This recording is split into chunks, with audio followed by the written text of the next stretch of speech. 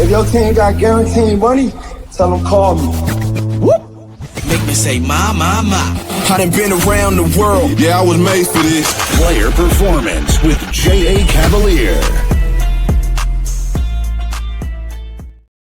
What's going on, everybody? Welcome to MLB Player Performance, the morning show. It is Thursday morning, July the 10th, 2025. The Shark and the Gun. We are back. We took a week off.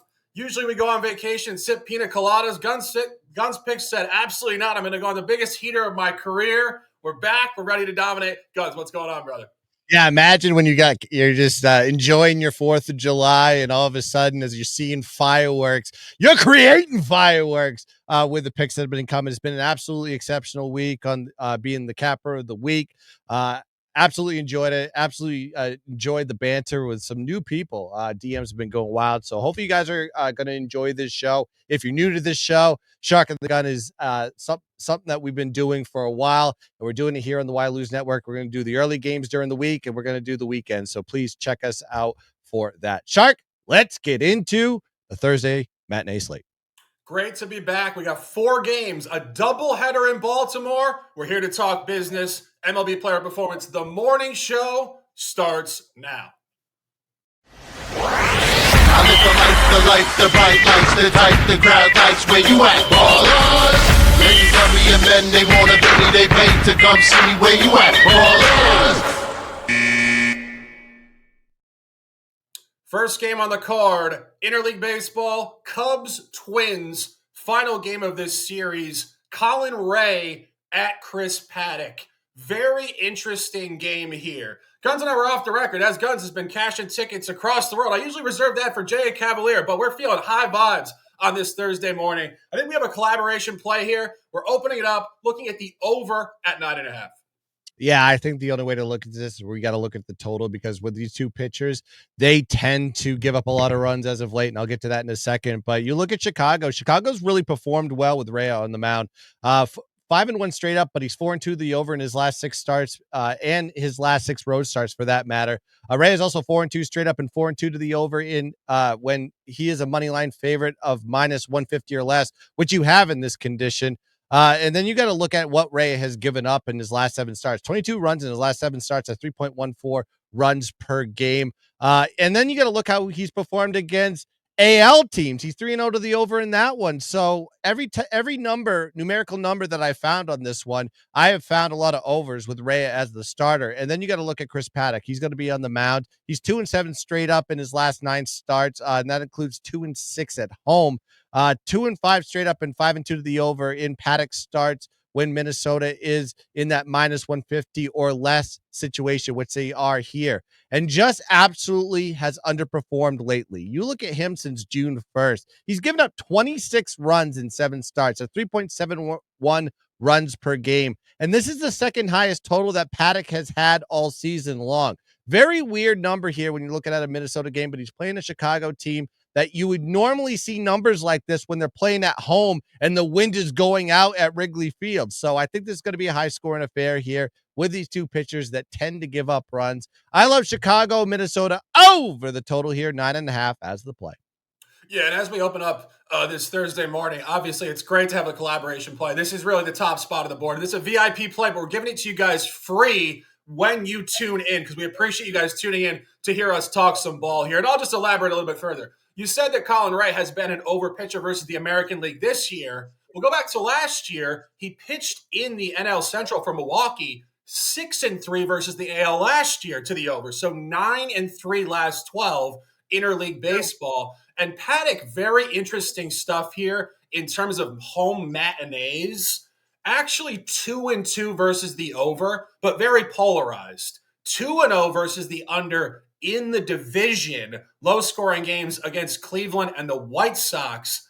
Out of the division, home matinees, 2-0 versus the over, 9-7 against Houston back in April, and 5-4 over against Toronto Saturday afternoon, June the 7th. And something that I found to be very interesting here in terms of Paddock, you guys remember Paddock obviously used to pitch for the Padres. He does have some batter versus pitcher analysis in his mind, in his playbook versus the National League. He is actually 3-0 versus the home under versus the National League last 2 years when starting for Minnesota. But here's where data gets very good. All NL West opponents, Dodgers, Rockies, and Giants. I told you guys he pitched for the Padres. He knows those teams very well. And the lines were all 8.5. This is a higher line. It's not the NL West. It checks every box. It is our first play of this card. Take the over at 9.5. Gunz, we're looking at the money line here. Obviously, we're only talking a couple games. Very interesting line here. You have the Cubs running a great campaign, almost 20 games over 500. Minnesota very scattered all year. Super cold, then super hot. Now kind of cold again, 3 games under 500. Ultimately, I think this pick'em line speaks to either side. I would lean towards the Cubs. Any thoughts? I probably lean towards the Cubs this way, just because Minnesota has underperformed with Paddock on the mound. 2-7 in his last 9 starts, 2-6 at home. And then Rhea, it seems like the Cubs bat seem to wake up, even though he's giving up a lot of runs. His numbers are a lot more W's. I think if you actually look at the teams that he has beaten, he's beaten some exceptional teams. We're talking about the Dodgers, Philadelphia Phillies, Houston, and even Paul Skeens on the road. So, I mean, he's a great road pitcher. He's gotten the wins with even though he's given up runs as of in his last 7 starts. I think the deciding factor in this one is you have a Cubs team that just kind of has better bats, better offense than this Minnesota team that has just really struggled as of late, just hitting the ball. So I think if we're going to get this over, we're going to need a lot of Chicago runs. I do think both pitchers will give up runs, but if it comes down to a close game, I trust Chicago over Minnesota all day long. Yeah, we might get to a parlay in a little bit on this show, but in terms of the actual line, I think this is an interesting conversation because obviously when you look at the flat records, you would say this is a short line. The Cubs are so much better. They should be favored by more. But I think when you really look at the pitcher evaluation here, it's actually strong for the Cubs. Colin Ray's only road start this year at the American League was at Houston. Houston was minus 150 in that game. So this is a significant downgrade for an American League home opponent versus Ray. And as I mentioned, Paddock has 4 matinees this year at Target Field, 2 in the division, 2 out of the division. But here's the key point on the line. He was a significant favorite in all these games. He was favored minus 225 against the White Sox. He was actually minus 125 against Cleveland. Strong line there for the Twins. He was actually favored against Houston in a loss, minus 125, also very strong. And he was favored against Toronto and Kevin Gausman at minus 115. This is the first time out of the division in matinee all year that he has not been somewhat of a significant favorite situational to the matchup. So the books actually do like the Cubs here with some strength. So don't be deceived by flat records versus the line. There's a lot more complexity, particularly with Major League Baseball in terms of the evaluation. Cubs would be the top lean for the game, and we will keep it moving. Next game we're going to discuss, 5:10 in Cincinnati, Marlins Reds, also closing this series. Nick Lodolo hosting Cal Quantrill. A lot of moving parts here, a lot of intrigue. I think the most interesting thing really opening the conversation, this game's being played at 5:10 p.m. on a Thursday. It's not a doubleheader, and it's not a rescheduled game.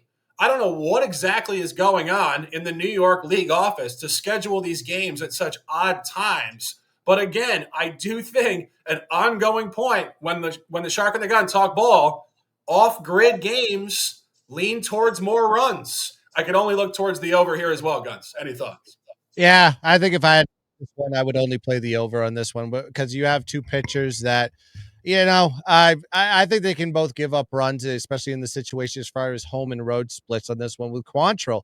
Quantrill has a 5.40 ERA is expected, is right around that number. 2-4 on the road with a 5.85 ERA in his last 9 road starts. So take that into consideration as well. He's a little bit worse on the road than he is at home. While Miami has won 4 straight in Quantrill starts, 3 of those were as a dog of plus 150 or more. He has also been kind of an under pitcher as of late, but this number is a little bit different. Kind of a misleading outcome on that one because they've been 4-1 to the under in Quantrill's last 5 road starts. He's also 3-0 to the under in versus the NL Central this year, but this is the highest total he's had in all those games. I think if you look at the structure of the lines in the previous games versus the NL Central, they were with an 8.5. You're seeing like a 9.5 here, which is giving you more of an indicator to an over than an under. 3-0 to the over when the total is 9 or more in Quantrill's road starts as well. And the total is and the total is 9 or more in this situation. Then you got Lodolo. Lodolo, you look at his numbers, more of an over pitcher, right? He's well, if you actually look at his unders on this high structured line, it's 5-1 to the under when he's 9 or more. So there's a lot of unders on this one. However, he's 3-1 to the over versus NL East teams, right? 3 road games, 1 home game. That was against Washington versus Williams. So I think when you look at this number here, while I haven't got there yet, if I had a lean on this one, the only way I take on this one is Miami Cincinnati over 9.5. Because if I was an under game, because I'm looking at my trends, I can see an under here. I would have thought the line was closer to 8.5, maybe even 7.5 for that matter. I would think that's more of an underline than what we're seeing here. So if I were to take this one this morning, I would take the over or pass. Yeah. No, we're working on this one, but I absolutely lean towards the over as well. And as you said, I think this is a really great sell high for both pitchers here.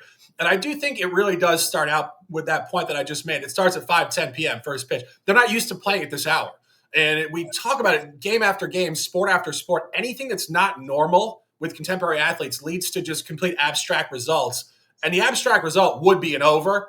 And I think even more importantly, if you go back to the most recent time each pitcher has faced this opponent, for Quantrill, you have to go back to last year.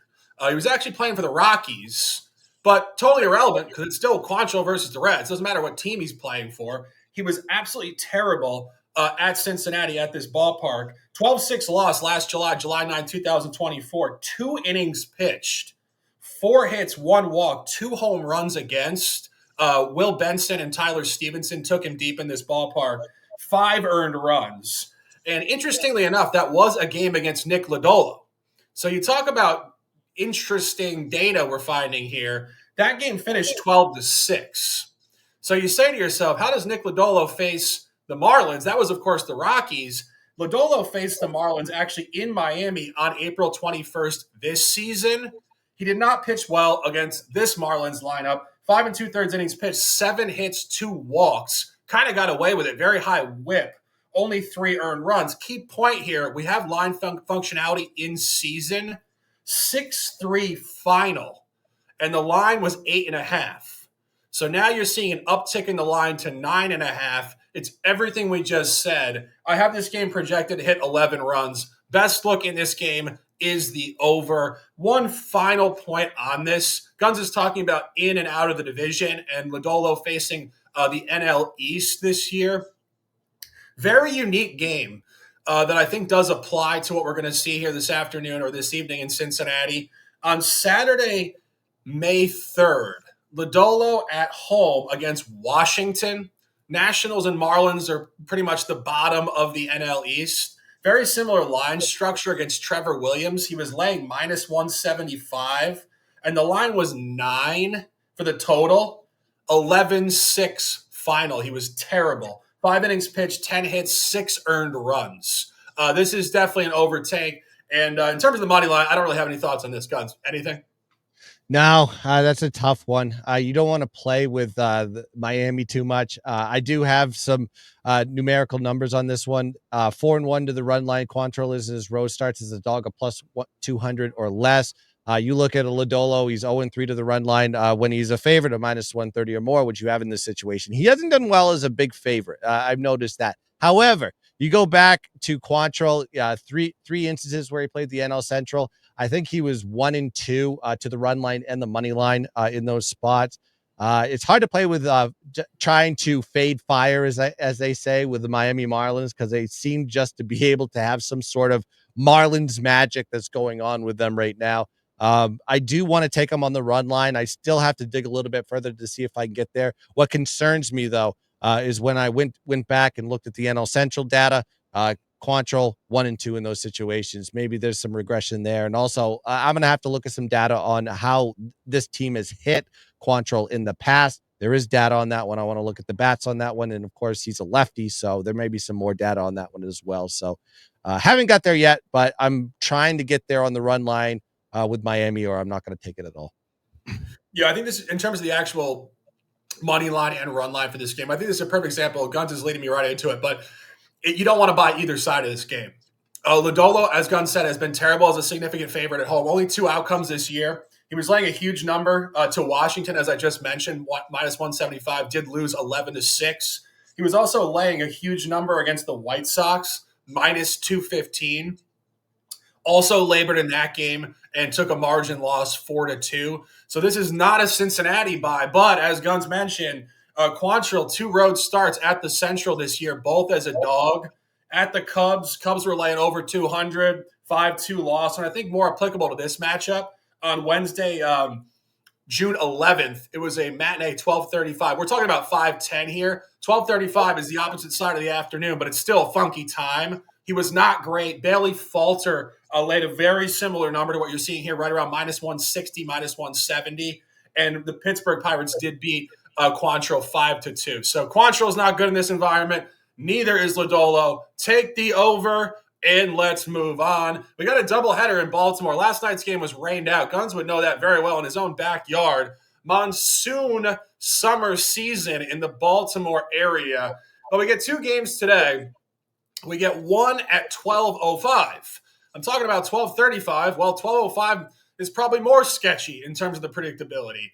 We talk about it every game and every show. When you get a rain out, everything that you thought the night was going to happen the previous night goes out the window. This is a changed pitching matchup. Now we're getting David Peterson against Charlie Morton. It was supposed to be Tomoyuki Sugano. The line shifted. Mets were laying minus 175. They just reopened in the books at minus 138. It's scaling towards Baltimore. Gunz, you were talking to me before the show. You were saying maybe Baltimore in the early game here. Yeah, I'll have to, like I said, they just started. Of course, we're full transparency here. We're recording these a little bit earlier. We're giving these to you in the morning. These looks still hold true, but we're moving as we go. But before the show, we found out that the pitching matchup was going to change in this particular game, especially the early game 1 game with Peterson on the mound versus Charlie Morton. Now with Charlie Morton, seems like he's kind of found himself a little bit, right? He's 6-1 straight up in his last 7 starts, and 3 out of the 4 wins came from home. So, I mean, you got to look at him as kind of a play on pitcher moving forward. He's not as great on the road though. So take that with a little bit of a grain of salt. And then with Peterson, you look at Peterson, great home pitcher, terrible on the road. His numbers have been absolutely awful on the road. He hasn't been able to find himself there. So seeing this short line here against a Baltimore team that is dead last in the American East, I'm seeing plus 118 currently as the line opened up as we're recording. And then you're seeing a short line here with Peterson where he was a kind of a heavier favorite against Sugano when the Wednesday matchup came. I'm leaning towards Baltimore, but I need to do a little bit more data research on this one before I can get there. But I'm definitely not going to be taking Peterson. I'm just going to try to find a way to get to Mortensen, or I'm not going to play the game at all. Yeah. I'm Mortensen. Chris Mortensen, ESPN analyst. Charlie Morton, 41-year-old pitcher for the Orioles. Here we are. Morton. Sorry, got the name wrong. No, I mean, but might as well be Mortensen. I mean, this game is totally ambiguous. I mean, and we just want to emphasize this for you guys watching. We go into detail in every one of these games, but baseball, there's 15 games 5 days a week. Sometimes there's just no good angle in the game. And as Gunz mentioned, Charlie Morton this year was absolutely abysmal. He was actually 0-12 in his first 12 appearances. Some of those were starts, some of them were out of the bullpen. But the first 12 times he took the bump with an Orioles uniform on, 0-12 in those games. But I think that's actually a snapshot to the Orioles. As Gunz mentioned, a bye team at this point, a team that won over 100 games 2 years ago, 91 last year, really hit a bottom out point in this particular season at 16-34. They are 24-16 since. So that's kind of right back to what we've expected from this young Oriole team. And you're seeing a lot of their injuries get cleaned up. You're also seeing Jackson Holiday, young 21-year-old prospect, really start to hit the ball a little more cleanly and consistently. I would lean towards Baltimore here. As you said, Charlie Morton, since coming back from the bullpen, has been very good. I believe he has 6-1 straight up in his appearances last 7 after coming back from the bullpen. In terms of his home efficiency versus the National League, 2 starts this year, and again, it's the same conversation. Before he went to the bullpen, he was terrible. Sunday, 420. When I was capping this, I chuckled to myself and said, "Charlie's smoking a little up in the clubhouse there." But he was absolutely abysmal against Cincinnati.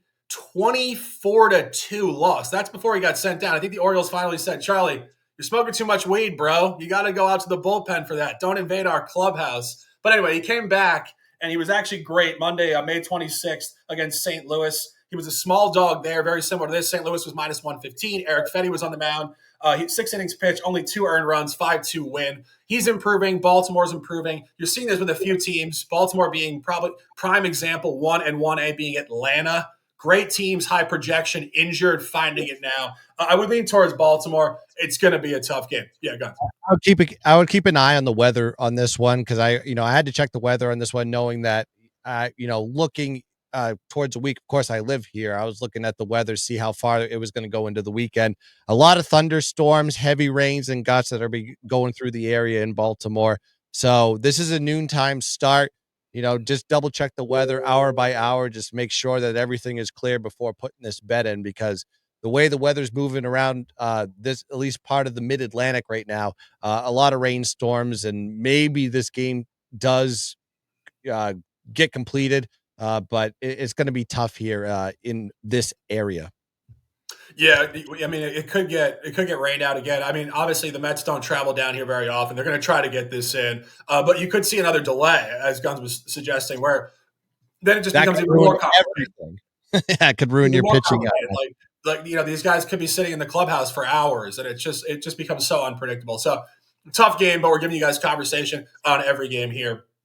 Final game on the card, also in this particular stadium, 5:00. Mets Orioles game 2. As we are recording this show, we do not know who's pitching for the Mets. I suspect this could be a bullpen game. Obviously, second game of a doubleheader. It's a travel game. It's a getaway game. You're going to see a lot of moving parts in this one as well. Tomoyuki Sugano on the mound for the Orioles. First-year pitcher, rookie, 35-year-old from Japan. He started out reasonably well. He's had a high whip and high peripherals all year, but I think the league is figuring this guy out. I think the Mets could get to this guy early and often. If I had to lean in this game, even though the Mets are currently undecided, I would lean to fade Sugano here, particularly if our prognostication is right. If the Orioles do win game 1, it's hard to win 2 in a row, particularly against a playoff caliber team like the Mets in the same day. I would lean towards the Mets in game 2. Gunz, any thoughts? Yeah, I say the same thing. It's like if it does come to fruition that the Orioles do win game 1 and they beat Peterson, I think you fade Sugano in the next game. I mean, Sugano was like a plus 134, 135 dog coming into the Wednesday game against Peterson. And you look at his last 2 starts, he's given up 6 runs and 7 earned in his last 2 against Tampa and Texas. So this is a guy that's looking at significant regression, in my opinion. Not a pitcher I would be backing, regardless of who the starter is. I think, like Shark said, could be looking at a bullpen game. We'll have to see how that does pan out. They haven't picked their starter yet. But like I said, I think this is going to be a split on this series, one way or the other. I think Baltimore probably is the better advantage to be taken in game 1 versus game 2, knowing that Morton has pitched well versus a bad road pitcher in Peterson. But yeah, that'd be the way I go. I want to see the line. I kind of want to see how things pan out and if it really is going to be a bullpen game. Regardless, I probably only take the Mets in game 2. Yeah, and I mean that's pretty much it. I think I was looking at a couple of things here. Just one final point on the Sugano conversation. As I mentioned, he has been effective in early season ball, but recently he's been getting rocked start after start. He is 1-0 versus the home over versus the National League. He did go over against St. Louis 7-4 in a loss, which is actually pretty much what we're talking about here. Like I could see the Mets winning this game like precisely 7-4. Like the Mets bullpen is a little bit sketchy. They give up 4 runs, and the Mets just kind of dominate Sugano. So I think our best look here is probably an over as well, if we're going to talk over. Morton against Peterson early. Yeah, go on. Right? So, I mean, lightning, thunder showers, heavy rains. They're talking about flooding in Baltimore. So yeah, we'll see what happens. Yeah, so I think probably game one would be a lean towards Baltimore and maybe the under. I think the pitcher's duel there is definitely a little bit more imminent and prominent than game two. In game two, I would lean towards more of an over and the Mets. That is 25 minutes of conversation in 4 games, the Shark and the Gun, and we have bets.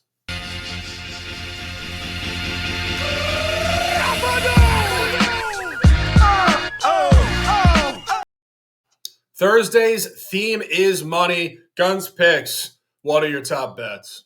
Yeah, it's a very short slate, of course. Hopefully I can get there with Morton, but I'm not going to make that my best bet. I'm going to be looking at that total in that Cubs and Minnesota game at 9.5. Depending on where you're shopping around for. I think this thing, by the time it does get the first pitch, could get to 9.5, in my opinion. Two pitchers to just give up a ton of runs, but you have a Chicago Cubs offense that can just stay with you. And you have a Minnesota team that at least will hit Rhea in this game. He's given up 22 runs in his last 7 starts against some good competition, some remedial competition. Same thing with Paddock. I think we can only do the over as my best bet with the Chicago Cubs and Minnesota for the show. Yeah, my show top play is precisely aligned with the Gun. Cubs, Twins, over. And truthfully, I think this could get to 10 even. I think this might even get to 10. Particularly with some intelligent steam coming overnight. So that's our best bet. We're going to put together a small parlay for you guys. And we got 4 games. Gunz, let's give them 5 plays if we can. Yeah, let's do that. Let's talk game 1. If this does come in the Baltimore game, let's not just take the money line. Let's do the run line in that game for Baltimore. I think that's a good one to put in the parlay. What's the plus 1.5? Yeah, plus 1.5. I think it's at minus 140 is what I'm seeing. All right, let me see what we got here. Yeah, okay. Baltimore plus 1.5, minus 140. I think we'll go with the under in that game too. Yeah, let's do it. I think right, you can Mets, Baltimore, game 1 under 9, is it? Yeah, it's at plus juice at 9 too. Yeah, and that's also an interesting point because the previous game that was supposed to be played last night, Wednesday night, the line was 9.5 or 10. So same pitcher, Peterson, Morton gets inserted instead of Sugano. It moves down. Yeah, so I think we didn't talk about that when we were talking about the game, but I think that's a really key point here. Books do like the under in this game versus what the matchup was supposed to be last night. We'll take the Cubs money line. What's our money line there? Minus 1 something. 108. Minus 108. Over in that game, 9.5. And we'll take the over in the Miami game. Miami, Cincinnati, over 9.5. So that's 5. Okay, so our Thursday parlay, this is the morning show, obviously. Jay Cavalier will be on here with Coach Rick and Luke in the afternoon. And, of course, Shark and the Gun will be on here this weekend to close out the first half, Saturday and Sunday. Thursday parlay, July 10th, 2025. This is the first time the Shark and the Gun have been on here in July. Our last show was June 29th. July is a great month. Let's dominate. Baltimore plus 1.5, minus 140. Mets, Baltimore, game 1, under 9. Cubs minus 108, money line. Cubs, Twins, over 9.5. And Marlins, Reds, over 9.5. Pleasure doing the show, as always, with the Gun. We'll be back here over the weekend, as I said. Full show, full card, live chat Saturday and Sunday morning, 11 a.m. Eastern. We appreciate you guys watching Thursday morning in the chat. The chat will be live over the weekend. We're always live. Gunz, give them some words. I'll close it out. Yeah, go check us out on Telegram if you haven't done so yet. Why Lose Guns? Why Lose Shark? You can go find us out. If you go to our Instagram, Why Lose _Guns, Why Lose _Shark, the link to our Telegram is in the bio. Go click on it. Join up. We give away free plays. We give away free breakdowns. We have good banter. And I got a very special deal. Entire MLB season. Get it right now. $100. You can get all my plays all the way through the World Series. I'm on an absolute heater in MLB. I'm hitting over 70% for the week, and I'm hitting over 60% for the last 5 weeks. So this has been a great time, and I'm hot as hell, and I only get better after the All-Star break. So please join up. Shark!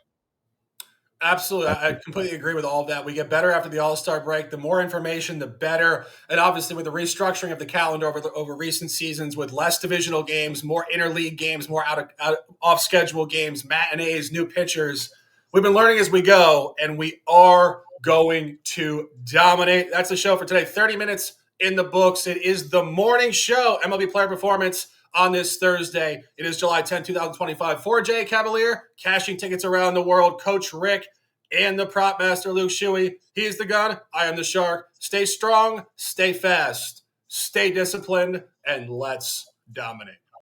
Cut my life into pieces. This is my